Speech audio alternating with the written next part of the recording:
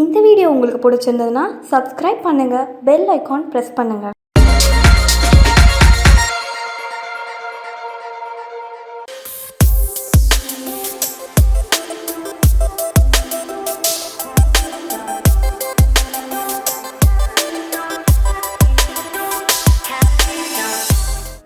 வணக்கம் நேயர்களே, இன்னைக்கு நான் உங்களுக்கு வந்துங்க தட்டை இலடை செஞ்சு காட்ட போகிறேன். அதுக்கு என்னென்ன தேவையான பொருட்களை பார்க்கலாம் வாங்க.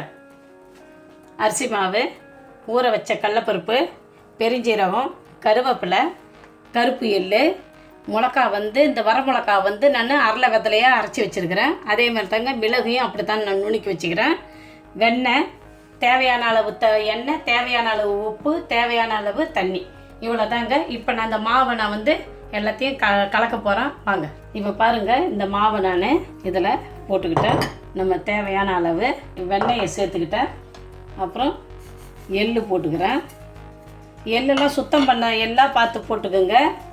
அடுத்தது வரமிளகா தூள், மிளகுத்தூள், அடுத்தது நம்ம கடலப்பருப்பு ஊற வச்சதுங்க. அப்புறம் பெருஞ்சீரகம் லைட்டாக நுணுக்கி வச்சுருக்கிறேன். சில பேர் பூண்டு போடுவாங்க, ஆனால் பூண்டு போட்டாக்கா சரி வராது, ஒரு மாதிரி ஊசடிச்ச மாதிரி ஆகிடும். கொஞ்ச நாள் இருந்ததுன்னா இது நல்லாயிருக்கும், வீணாகாது. ஒரு 10-20 நாள் அதெல்லாம் அப்படியே இருக்கும். இப்போ இந்த கருவேப்பிலைங்க அதில் பிச்சு போட்டுக்கிறேங்க.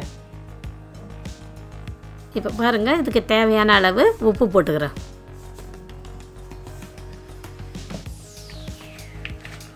இப்போ நம்ம எல்லாத்தையும் போட்டு இப்போ ஒன்றா இதில் கலக்கிறேன்.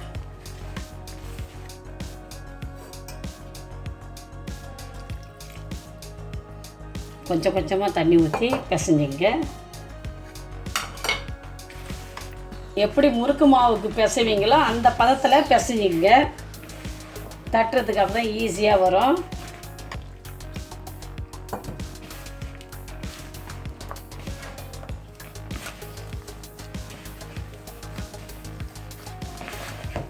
இந்த பாருங்க, நல்லா எல்லாத்தையும் போட்டு நல்லா கலந்துட்டேன். இப்போ நான் என்ன பண்ண போகிறேங்க, உருட்ட போகிறேங்க, தட்ட போகிறேன். பாருங்கள், இது போல் நான் ஒரு ஈர துணி எடுத்துக்கிட்டேன். ஆனால் நீங்கள் பிளாஸ்டிக்கோ இல்லை வாழை இலையோ எது இருந்தாலும் நீங்கள் தட்டிக்கலாம். இது போல் போட்டுக்கிட்டு நான் தட்ட போகிறேன். இந்தமாரிங்க உருண்டையாக ஆக்கிக்கிட்டு இப்படி வச்சு இப்படி தட்டுறதுக்கு இதில்னாக்கா கொஞ்சம் எண்ணெய் வச்சுக்கோங்க. எண்ணெயை வச்சு தட்டினாக்கா அழகாக வரும். இந்த பாருங்கள்,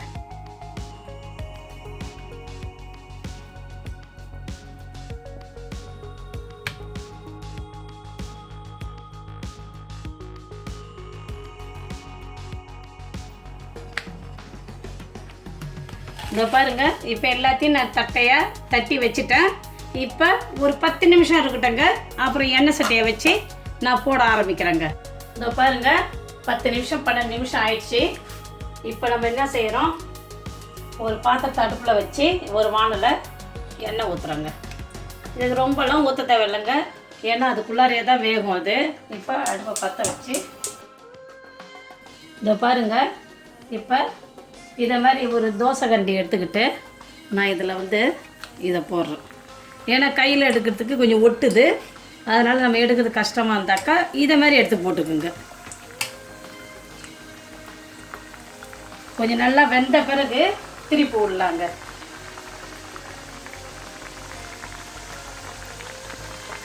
இப்போ பாருங்கள், இதை நம்ம திருப்பி விடுறதுக்கு நீங்கள் பெரிய கரண்டி போடணுன்னு அவசியம் இல்லை. இந்த மாதிரியான ஒரு முள்ளு கரண்டியை வச்சுக்கோங்க. இதை வச்சுக்கிட்டு இப்படி திருப்பி விடுங்க. உடையாது, கொள்ளாது, அழகாக வருங்க.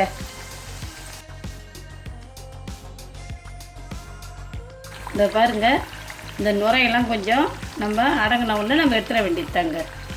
வெந்துடுச்சின்னு அர்த்தங்க. இந்த இன்னும் ஒரு செகண்டில் நம்ம எடுத்துடலாம். இப்போ பாருங்கள், நல்லா செவந்து போச்சு. இந்த சமயத்தில் நம்ம என்ன செய்கிறோம், இதை எடுத்துடுறோங்க.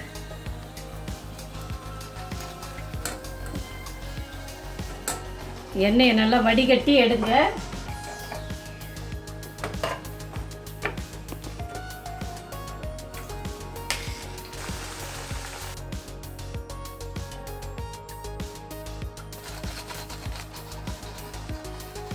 இப்போ பாருங்க, நல்லா எண்ணெயை வடிகட்டி எடுத்துட்டேன். இதோ பாருங்கள், முறை தட்டை எல்லாரும் ரெடி ஆயிடுச்சுங்க. இது செஞ்சு சாப்பிட்டு பாருங்கள், உங்களுக்கு ரொம்ப பிடிக்கும். பசங்கள்லாம் ரொம்ப விரும்பி சாப்பிடுவாங்க. பசங்களுக்கு கொடுக்குறதாக்க கொஞ்சம் காரத்தை கம்மியாக போட்டுங்க, அவ்வளோதாங்க. நீங்கள் செஞ்சு சாப்பிட்டு பாருங்கட்டு எனக்கு நீங்கள் ஷேர் பண்ணுங்கள், கமெண்ட்ஸ் பண்ணுங்கள், லைக் பண்ணுங்கள். உங்களை நான் அடுத்த வீடியோவில் பார்க்குறேங்க. வணக்கம்.